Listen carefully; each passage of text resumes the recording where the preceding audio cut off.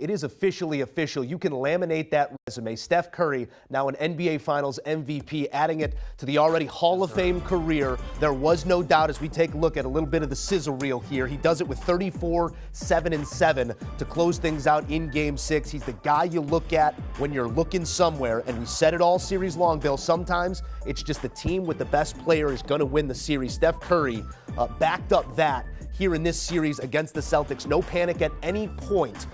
What does this do for Steph Curry's resume, his legacy, the way we're going to look at him? Far from finished, the greatest shooter of all time already, and now an NBA MVP in the finals. I'll give you a LeBron James comparison. There was a time when certain sports writers and people, maybe myself, a little embarrassed by it, wrote LeBron off or his legacy off because he lost some random NBA championship when he was a young guy.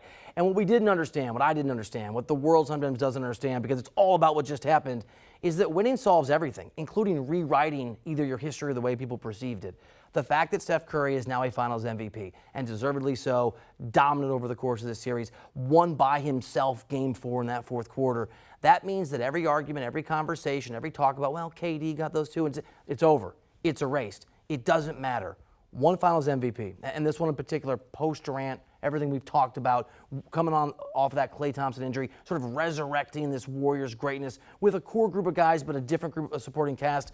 That is going to make everything about Stephen Curry that has come before it, that has preceded this moment, feel as electric and as glorious and historical as it probably should have without that resume line until this evening. Bill, there's so many different ways to frame this. The history that was made on Thursday night in Game 6, the Warriors adding their 7th title to the rafters, which breaks a tie with the Bulls for 3rd most all time. This core adding a 4th to an already full hand. I want to offer you the floor for a final thought here on the Warriors, the season that was, the performance here in the finals, and what it took to get to this moment. I mean, we are talking about an organization, a team that has built a championship team the right way and has done it with a player in Steph Curry who's done maybe the rarest thing in sports, and that is absolute loyalty to the organization that drafted him.